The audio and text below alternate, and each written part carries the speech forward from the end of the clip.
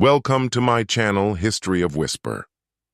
Before we begin, tell us where you're watching from, and if you agree that service to this country has no expiration date, give us a like and subscribe. Because what happened to the man you're about to meet should never happen to anyone who has worn the uniform. His name was Robert King, Bobby to those who knew him best. And on that quiet Tuesday morning, he wasn't seeking attention. He wasn't there to make a scene, show off medals, or boast about battles of old. All he wanted was to withdraw a few $100s from an old account he hadn't touched in years, the same account he used decades ago to deposit hazard, pay from deployments the government still doesn't fully acknowledge. He walked through the main doors of the Summit Ridge National Bank like anyone else, steady, calm, hat in hand. That hat, a black cap embroidered with gold thread reading Korean War Veteran Vietnam, had been brushed clean before leaving home. His shirt was ironed, though the cuffs were frayed. And in his coat pocket he carried a folded Veterans Affairs card, 2 worn discharge papers, and a brass challenge coin, smoothed at the edges from years of handling. He stood in line patiently, silently, as men of his era often do, as if waiting your turn was still sacred. But the moment he reached the counter, everything changed. The teller, maybe in her mid-20s, blinked at the name on the account and raised an eyebrow, clearly unsure. Bobby offered his ID with a slight tremble in his hands, not from fear, not from weakness, but from the lingering damage of time and too many cold nights in nameless places. "Just trying to withdraw some funds," he said politely. "This account's under Robert King. It's been a while." The teller gave a tight smile and typed. Then she paused. Something on the screen didn't add up to what she expected. She called over her manager. His name was Caden. Impeccable haircut, tie too short, the kind of smirk that didn't need words to insult. He strolled over, glanced at Bobby's documents, then at Bobby himself, and let out a chuckle that wasn't friendly. "You sure this account's yours, sir?" he asked, dragging out the "sir" like it was a punchline. "This discharge form looks like it was written on a dinosaur." The teller laughed nervously. Bobby said nothing, just reached into his coat and placed something on the counter with slow, careful fingers. A brass challenge coin etched with a thunderbird and stars. Something no civilian would recognize, but that would make any real soldier catch their breath. Caden didn't even look at it. "Nice trinket," he muttered. "Anyone can buy those online these days." He turned to the security guard and gestured toward the door. "I think we've got another so-called veteran trying to game the system.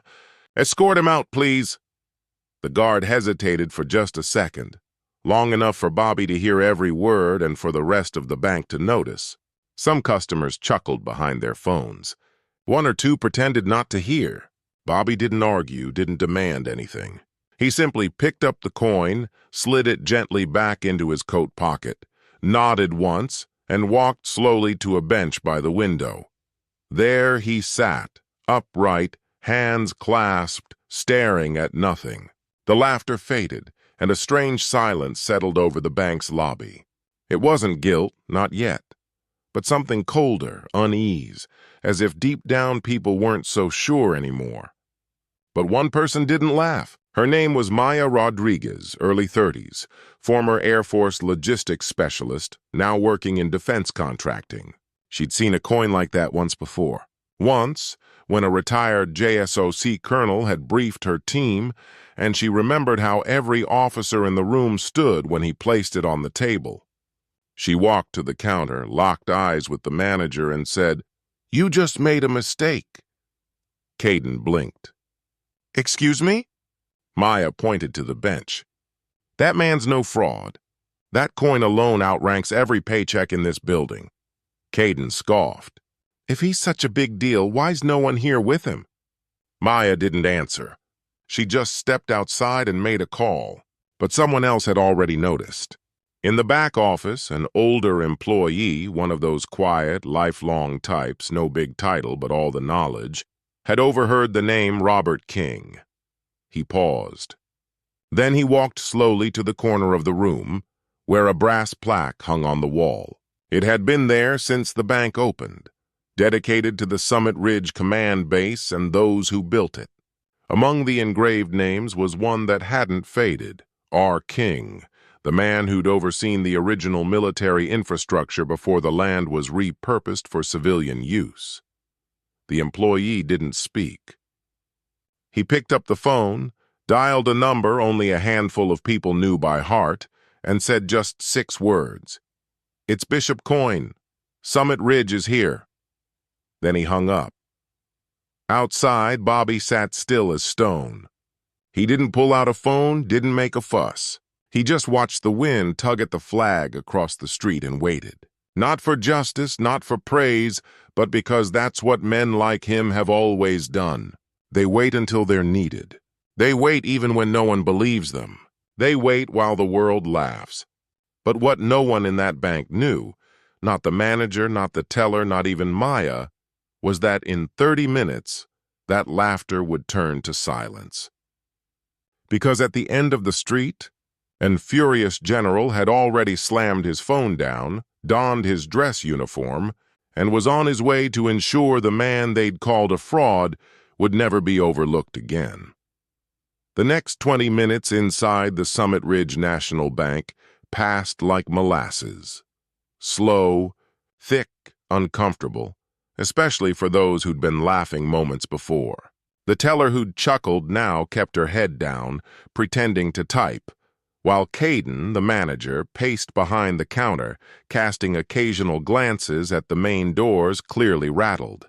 Though he didn't yet know why, Bobby King hadn't moved. He sat exactly where he'd been told to sit, as if this were just another waiting room in another government building. Just another day in a long life of lines and cold stares. His hands rested on his cane, his shoulders straight despite the pain he didn't speak of. And that challenge coin, that coin, remained tucked away, its presence as invisible to these people as his service. But the silence around him was different now.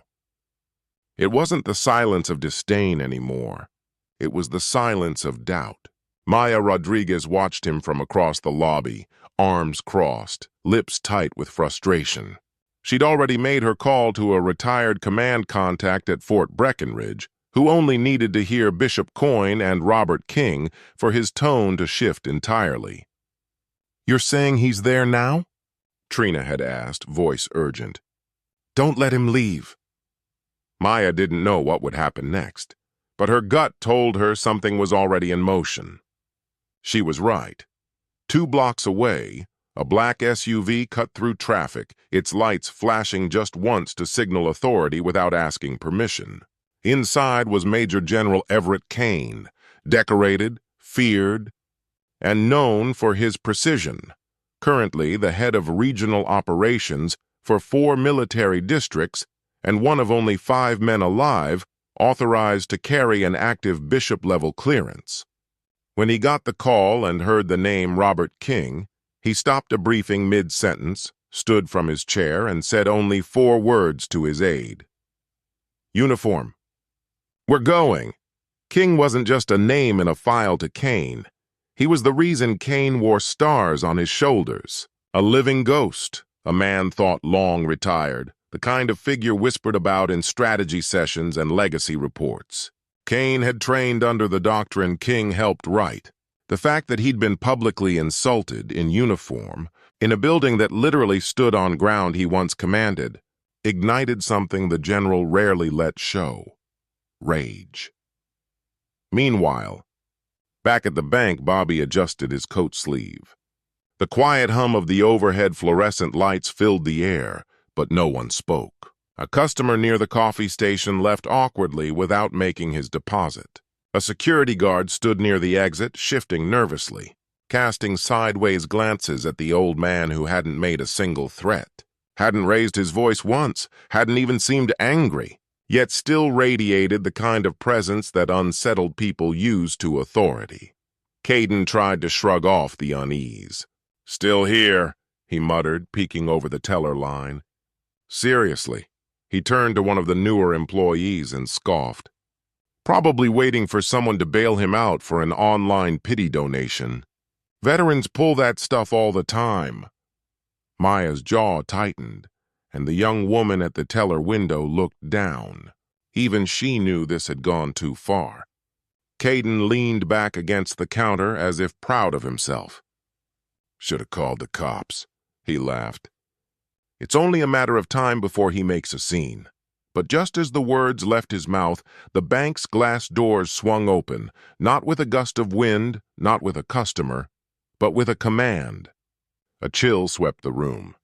Boots, real boots, hit the tiled floor with precision, not rushed, not hesitant, deliberate. Major General Everett Kane walked in.